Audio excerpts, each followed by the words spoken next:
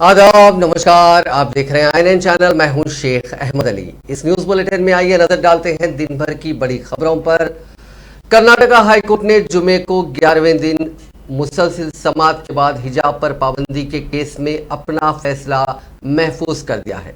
Karnataka high court में हिजाब case की समाअत आज दोपहर 2:30 बजे दोबारा शुरू हुई और 4-4:30 बजे तक जारी रही। इस दौरान मुस्लिम तालिबात की जानिब से नुमाइंदगी करने वाले वकला ने मुद्दलिल बहस की। बाद चीफ जस्टिस अवस्थी ने कहा कि हिजाब केस की समाअत आज मुकम्मिल हो गई है और अदालत ने इस केस का फैसला महफूज कर दिया है।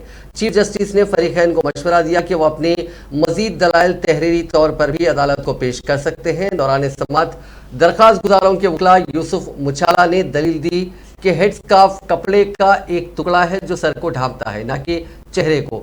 इसे इस्तेमाल करने की इजाज़त होनी चाहिए। उन्होंने कहा कि कॉलेज के लिए हिजाब पहनने से रोकना दुरुस्त नहीं है।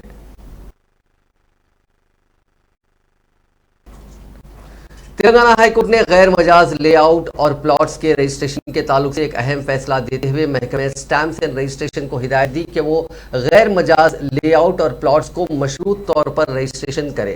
रियासती हुकूमत ने साल 2020 में गैर मजाज लेआउट और प्लॉट्स के रजिस्ट्रेशन को रोक देने के अहकाम जारी किए थे।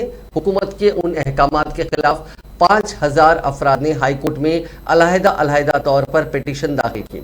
हजारों की तादाद में दाखिल होने वाली पिटीशन को यकजा करते हुए हाईकोर्ट ने इस केस की समाअत की और आज इस सिलसिले में अहम फैसला जारी किया, जिसके मुताबिक गैर मजाज लेआउट और प्लॉट्स को मशरूत रजिस्ट्रेशन किया जाए। हाईकोर्ट ने वाजे किया कि महकमे स्टैम्प्स एंड रजिस्ट्रेशन की जानिब से जारी करदा मेमो पर गौर किए बगैर रजिस्ट्रेशन किए जाए और प्लॉट्स खरीदने वालों को यह वाज़ेह कर दिया जाए कि रजिस्ट्रेशन से कबल शराइत पर अमल आवरी होगी। महकमे स्टैम्प्स एंड रजिस्ट्रेशन ने साल 2020 में गैर मजाज लेआउट्स और प्लॉट्स के रजिस्ट्रेशन पर रोक लगाते हुए उन्हें मेमो जारी किया था।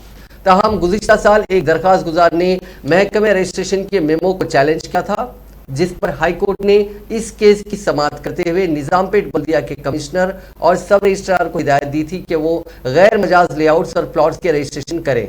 हाईकोर्ट के उन अहकामात को रियासती हुकूमत ने सुप्रीम कोर्ट में चैलेंज किया। फिल वक्त ये मामला सुप्रीम कोर्ट में ज़ेरे दौरा है।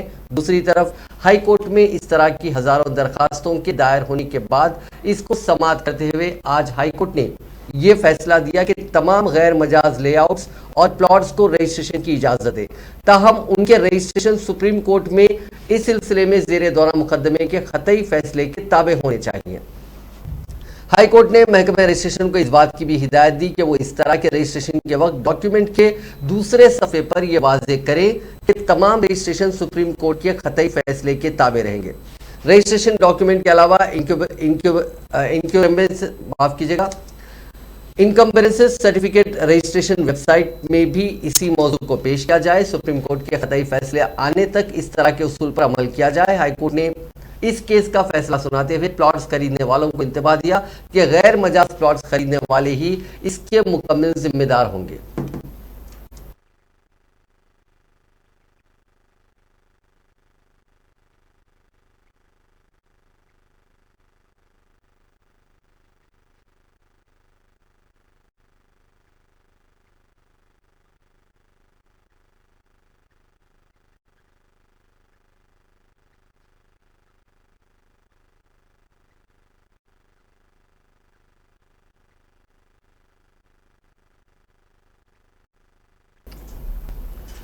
वज़ीर आला चंद्रशेखर राव और वज़ीर फाइनेंस टी हरीश राव आइंदा बजट के मुतालिक एक जायज़ा इजलास बहुत जल्द मुनक़िद करने वाले हैं, जिसमें आइंदा साल यानी 2022-23 के बजट की तैयारियों का मुकम्मल जायज़ा लिया जाएगा। डिपार्टमेंट वाइज जो डिमांड्स रिसीव हुए हैं रियासती हुकूमत को, उस पर जायज़ा लिया जाएगा। उसके बाद मार्च के पहले हफ्ते में बजट पेश किया जाने वाला है। इस बजट की तैयारी में सभी महकमे मसरूफ़ हैं और इसमें अलग अलग डिपार्टमेंट की जो मांगे हैं उनका बाज़ाब्ता जायज़ा लेके रकम का एलोकेशन उसमें किया जाएगा। इस बार हुकूमत 2.5 लाख करोड़ का बजट पेश करने का एक वो कोशिश कर रही है, लेकिन हुकूमत को साथ ही ये भी वजाहत करनी पड़ेगी इसमें कि पिछले 2 साल से कोविड की वजह से बहुत सारे डिपार्टमेंट हैं जिसमें मख्तस करदा रकम खर्च नहीं की गई, आमदनी भी रियासती हुकूमत की मुतासिर हुई थी।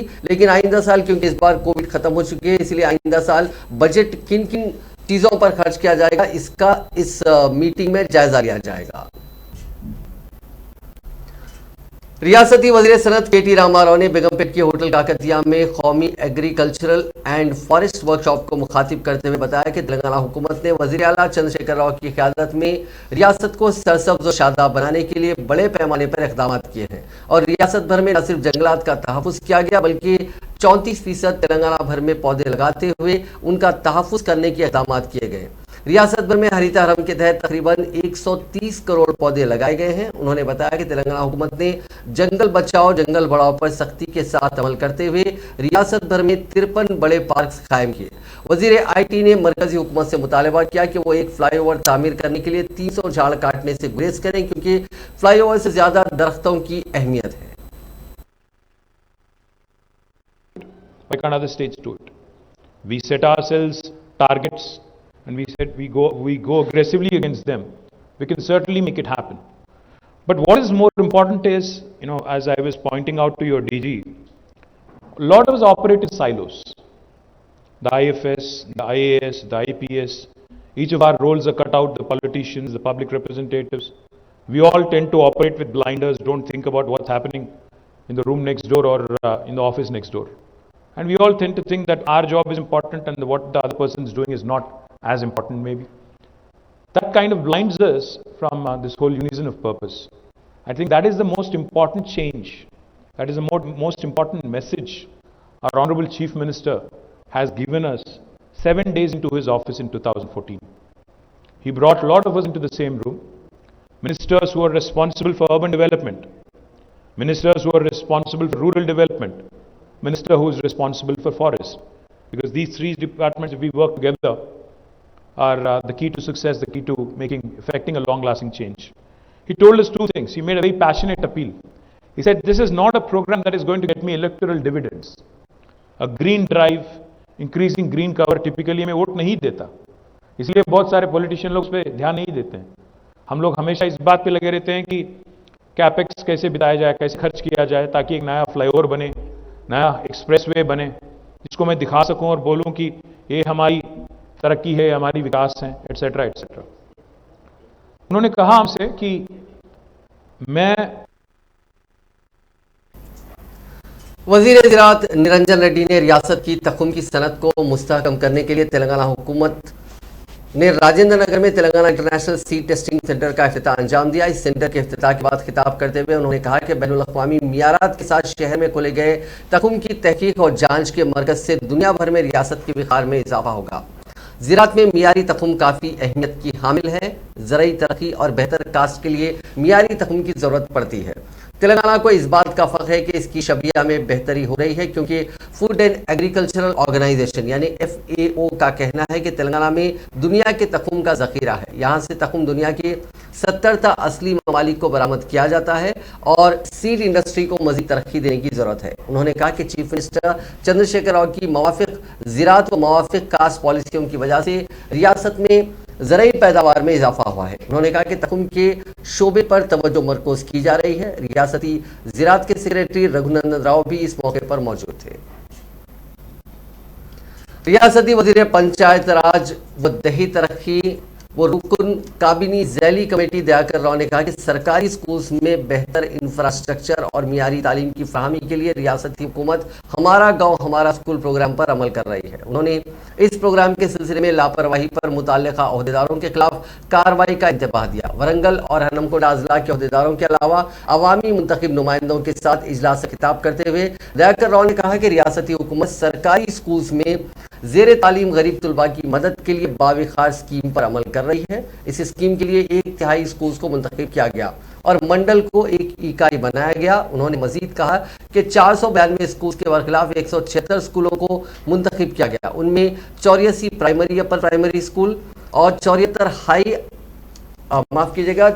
प्राइमरी स्कूल, 18 अपर प्राइमरी और 74 हाई स्कूल्स के ताल्लुक हनमकुंडा जिले से। वरंगल जिले में स्कूल्स की जुमला तादाद 645 है, जिनमें से 223 स्कूल्स का इंतखाब इस अनोखे प्रोग्राम के लिए किया गया। उनमें 123 प्राइमरी, 20 अपर प्राइमरी और 80 हाई स्कूल्स हैं।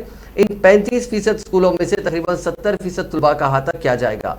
इस प्रोग्राम के तहत हर स्कूल को बिला रुकावट पानी की सरबराही, बैतुल खलाओं, बरखी, पीने का पानी, furniture, compound walls, kitchen sheds, इजाफी क्लासरूम्स और मरम्मत के साथ साथ डिजिटल लाइब्रेरियां भी फराहम की जाएंगी। उन्होंने कहा कि कदीम इमारतों की तज़यीन नौ के काम किए जाएंगे।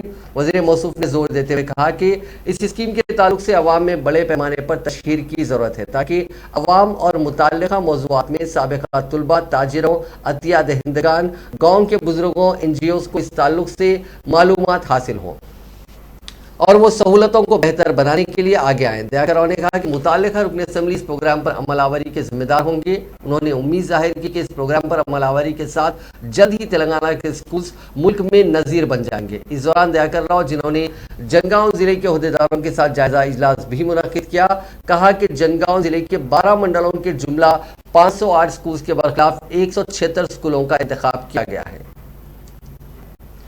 वज़ीर तालीम सबीता इंदिरा रेड्डी ने रियासत के तमाम अजला के DEOs के साथ राजेंद्र नगर में इजलास का इनेकाद अमल में लाते हुए मई के माह में शुरू होने वाले SSC इम्तहानात के इंतजामात का जायजा लिया। उन्होंने इस बात की हिदायत दी कि इम्तहानात के दौरान किसी भी किस्म की लापरवाही ना हो और हुकूमत तलबा को 50% सवालात के जवाबात लिखने का जो मौका फराहम किया है उस पर सख्ती के साथ अमल किया जाए। सबीता इंदिरा रेड्डी ने DEOs को इस बात की हिदायत दी कि वो हुकूमत की जानिब से शुरू किए जाने वाले हमारा गाँव हमारा स्कूल प्रोग्राम को रूबे अमल लाते हुए तमाम सरकारी स्कूलों में इंफ्रास्ट्रक्चर की फराहमी और बुनियादी सहूलतों की फराहमी करने के इक़दामात करें। हुकूमत तेलंगाना ने यूक्रेन में फंसे रियासत के तलबा के मुकम्मल सफरी खर्चात बर्दाश्त करने की पेशकश की है। रियासती वज़ीर इंफॉर्मेशन टेक्नोलॉजी KT रामाराव ने मरकजी हुकूमत पर जोर दिया कि तलबा को घर वापस लाने के लिए खुसूसी तैयारों का इंतजाम किया जाए। उन्होंने यूक्रेन में फंसे रियासत के तलबा की मुश्किलात पर वज़ीर ख़ारजा डॉक्टर S जयशंकर से अपील की। उन्होंने ट्वीट करते हुए कहा कि हम हुकूमत हिंद से अपील करते हैं कि खुसूसी तैयारी का इंतजाम करें। तेलंगाना हुकूमत उन तलबा के लिए मुकम्मल सफरी मसारिफ बर्दाश्त करने के लिए तैयार है ताकि हम जल्द अज जल्द उनको महफूज तौर पर मुल्क वापस ला सकें। खबर लजी यूक्रेन में फंसे 20 तलबा में से एक तालिब इल्म के रिश्तेदार के ट्वीट पर रद्द-ए-अमल जाहिर करते हुए रियासती वजीर ने यूक्रेन में हिंदुस्तानी सिफारत खाने से दरख्वास्त की कि उन तक पहुंची। रघुवेंद्रा ने ट्वीट करते हुए कहा था कि तेलंगाना के 20 तलबा बशमुल उनका भाई विंटेसा में मदद के मुंतजिर हैं। उन्होंने लिखा कि तलबा काफ़ी खौफजदा और बेयारो मददगार हैं। उन्होंने ये कहते हुए फ़ोन बंद कर दिया कि तलबा का मौजूदा मकाम मदद से काफ़ी दूर है। तेलंगाना हुकूमत ने नई दिल्ली के तेलंगाना भवन और हैदराबाद के रियासती सेक्रेटेरिएट में हेल्पलाइंस कायम की है ताकि यूक्रेन में फंसे तलबा और रियासत के शहरियों की मदद की जा सके। चीफ सेक्रेटरी सोमेश कुमार ने प्रिंसिपल सेक्रेटरी नज़्म नस्क आमा विकास राज और तेलंगाना भवन में रेसिडेंट कमिश्नर गौरव उप्पल के साथ टेली कॉन्फ्रेंस की ताकि सूरत हाल का जायजा लिया जा सके। इस हेल्पलाइन को ताहाल 75 कॉल्स वसूल हुए। चीफ सेक्रेटरी ने कहा कि रियासती हुकूमत वजारत खारजा के साथ मुसलसल राब्ते में है और तेलंगाना के अवाम की सलामती के लिए तमाम इक़दामात को यकीनी बनाने की कोशिश की जा रही है। इस बात के भी इक़दाम किए जा रहे हैं कि फंसे हुए अफराद का तख्लिया करवाया जा सके और वो महफूज तौर पर रियासत पहुँच सकें। हैदराबाद के दुधबौली इलाके से ताल्लुक़ रखने वाला 20 साला शेख रशीदुद्दीन भी यूक्रेन में फंस गया है। नौजवान के अफराद ख़ानदान के मुताबिक शेख फरीदुद्दीन जारिया माह 6 फरवरी को मेडिसिन की तालीम के लिए यूक्रेन रवाना हुए थे। ताहम वहां पहुंचने के बाद हालात कशीदा हो गए और 2 दिन से यूक्रेन के मुख्तलिफ इलाकों में रूस की बमबारी जारी है, जिसके बाद शेख फरीदुद्दीन वहां काफ़ी परेशान है। नौजवान के अफराद ख़ानदान ने बताया कि आंध्र प्रदेश से ताल्लुक़ रखने वाले जौहन नामी एक नौजवान ने 2 तेलुगु रियासतों के कई तलबा को यूक्रेन की मुख्तलिफ यूनिवर्सिटियों में मेडिसिन की तालीम के लिए दाखिला दिलवाया था। जौहन के तवस्सुस से शेख रशीद भी यूक्रेन के इवानो फ्रैंक वेसिक नेशनल मेडिकल यूनिवर्सिटी में दाखिला लिया था और दीगर चंद तलबा के साथ ये तमाम एक फ्लैट में मुकीम है। जारिया हफ्ते उनके ऑनलाइन क्लासेस भी शुरू होने वाले थे, लेकिन इस दौरान अचानक यूक्रेन को जंग की सूरत हाल का सामना करना पड़ा। शेख रशीद ने घर वालों को बताया कि उनके इलाके में अब तक कोई बमबारी नहीं हुई और यहाँ जंग जैसी सूरत हाल देखी जा रही है। उनके साथियों के अलावा कई हिंदुस्तानी तलबा को खाने पीने और ज़रूरी अशिया की मुश्किलात का सामना है। दुकानात, बैंक्स और ATMs बंद हैं।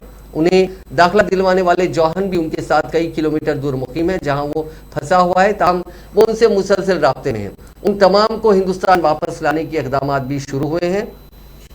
शेख रशीद के साथ मौजूद दीगर तुलबा हिंदुस्तान वापस होने के लिए अपना लगेज तैयार कर लिए हैं। हंगरी के रास्ते से वो हिंदुस्तान वापस आने के मुंतजिर हैं, क्योंकि उन्हें यूक्रेन की सरहद पर लाने के लिए एक बस भी रवाना की जाने वाली है।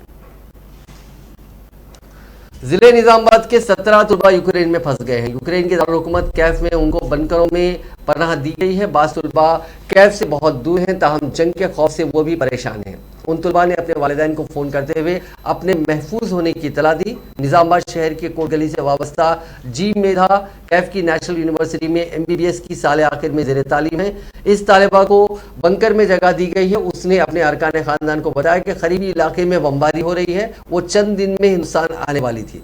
मेधा निजामाबाद की साबिक कॉरपोरेटर पापैया की पोती हैं।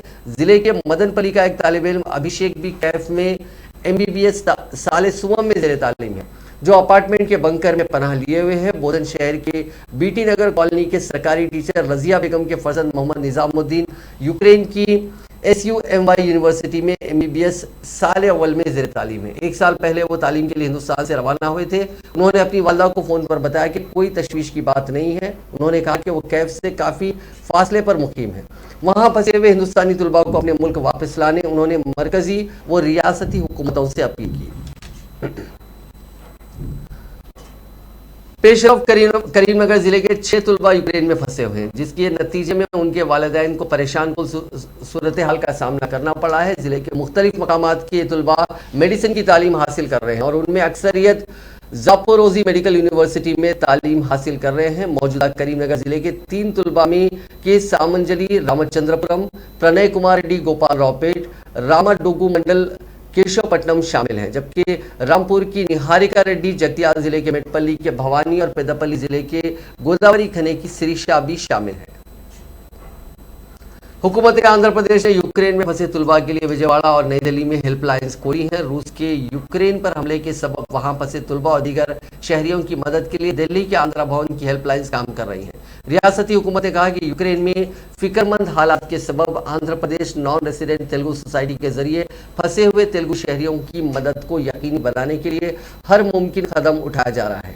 तुलबा शहरी आंध्र प्रदेश भवन दिल्ली और विजयवाड़ा के नुमाइंदों रविशंकर OSD, इनका मोबाइल नंबर है 9871999055। MVS रामाराव असिस्टेंट कमिश्नर, इनका मोबाइल नंबर है 9871990081।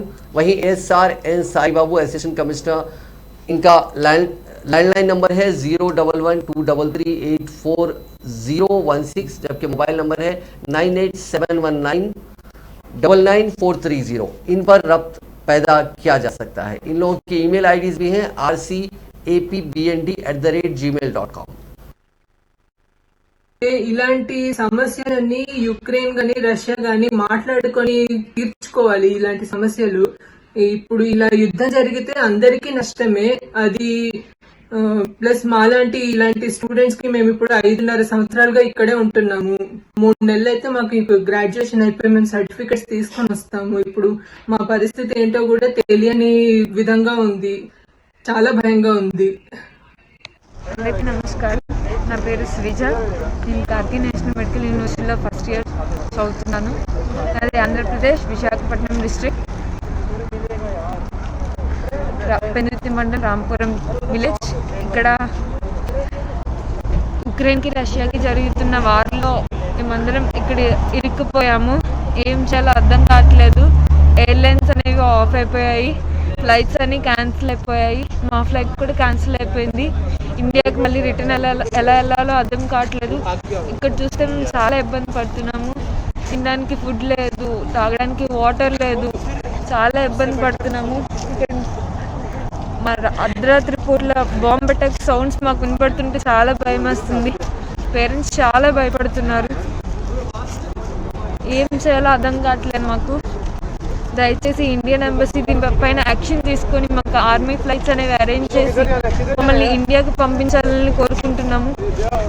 Narendra Modi sir and Jaganmohan Reddy sir, please it's a request, మమ్మల్ని అందరినీ తీసుకెళ్ళిపోండి ఇండియాకి. చాలామంది ఉన్నారు నాతో ఇండియన్ స్టూడెంట్స్, అందరినీ ప్లీజ్. అందరూ భయపడుతున్నాం, చాలా అంటే చాలా భయపడుతున్నాం. కొంచెం మా మీద దయ చూపించి మమ్మల్ని ఇండియాకి తీసుకెళ్ళిపోండి ప్లీజ్, ఇట్స్ ఎ రిక్వెస్ట్. గత 10-15 రోజులుగా మేము టెన్షన్లోనే ఉన్నాము. అయితే ఫిబ్రవరి 16వ తారీఖున మాకు ఇక్కడ యుద్ధం జరగబోతుందని చెప్పారు. కాకపోతే ఈ రోజు పొద్దున 5 గంటలకు ఇక్కడ కీవ్ సెంటర్ అనే place roads and buildings minister Vemula Prashanth Reddy ने आज हुसैन सागर के किनारे तामीर किए जाने वाले यादगार शहीदान के तामीराती कामों का जायजा लिया। प्रशांत रेड्डी ने ओहदेदारों को हिदायत दी कि तामीराती काम के मियार में किसी किस्म की मुफाहमत ना करें। वज़ीर आला चंद्रशेखर राव तेलंगाना के लिए कुर्बानी देने वाले शहीदों की यादगार को आलमी मियार के मुताबिक बनाते हुए शोहदा को खिराज अकीदत पेश करना चाहते हैं। प्रशांत रेड्डी ने तामीरात के मुख्तलिफ मराहिल का तफसीली तौर पर जायजा लेते हुए कहा कि ये यादगार तकरीबन 1200 शहीद नौजवानों को खिराज अकीदत पेश करने के लिए बड़ी ही तुज़ुक व एहतशाम के साथ तामीर की जा रही है। इसमें शानदार म्यूजियम होगा, तेलंगाना के लिए कुर्बानी देने वालों की तारीख होगी जो आने वाली नस्ल के लिए उनके मुस्तकबिल की रहनुमाई करेगी। ऑडिटोरियम, फोटो गैलरी, पानी का चश्मा के अलावा आवाम की कशिश के लिए बहुत कुछ खूबसूरत तरीके से तामीर किया जा रहा है। रियासत तेलंगाना में बरखी चार्जेस में इजाफे की मुखालिफत करते हुए कांग्रेस पार्टी ने रियासती सदर ए रेवंत रेड्डी की क़यादत में Telangana state electricity regulatory authority के पास अपने दलाइल के जरिए अवाम पर मजीद बोझ आयद करने की मुखालिफत की। रेगुलेटरी कमीशन के इजलास के बाद INN चैनल से बात करते हुए साबिक वजीर व कांग्रेस रुकन असेंबली डी श्रीधर बाबू ने कहा कि हुकूमत 2 साल लॉकडाउन की वजह से परेशान अवाम पर मजीद बोझ आयद करते हुए उन्हें जीते जी मार देना चाहती है। अब जबकि गर्मा का मौसम शुरू हो रहा है और अवाम माशी तौर पर इंतहाई कमज़ोर है, ऐसे वक्त में हुकूमत बरखी शरह में इजाफे के जरिए अवाम को खुदकुशियों पर मजबूर करना चाहती है। श्रीधर बाबू ने कहा है कि मरकजी हुकूमतें पेट्रोल और डीजल और घरेलू पकवान गैस की कीमतों में इजाफे के जरिए अवाम की माशी तौर पर कमर तोड़ दी और अब रियासती हुकूमत बरखी शरह में इजाफे के जरिए उन्हें मौत के मुंह में ढकेलना चाहती है। Ministry of power department rankings ఇచ్చింది.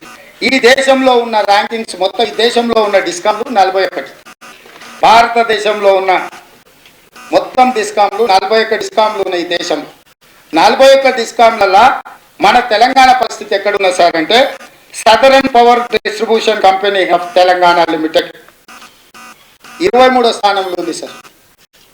బి కేటగిరీ, ఒకప్పుడు ఇది ఏ కేటగిరీలో ఉండేది, A+ कैटेगरी के अंदर Telangana state electricity regulator commission के सामने कांग्रेस पार्टी की तरफ से जो प्रपोज किया है इलेक्ट्रिसिटी का टैरिफ बढ़ाने के लिए, वो बढ़ाना नहीं चाहिए। अगर बढ़ा दिया गया तो गरीब लोगों को, लोअर इनकम ग्रुप्स को, मिडिल इनकम ग्रुप्स को, सब लोगों को तकलीफ होगा।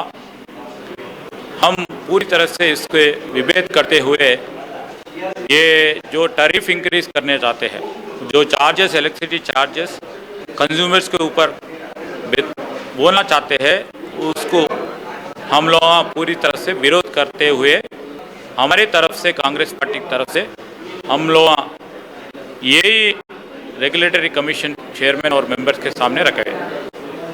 Telangana state electricity regulator commission के सामने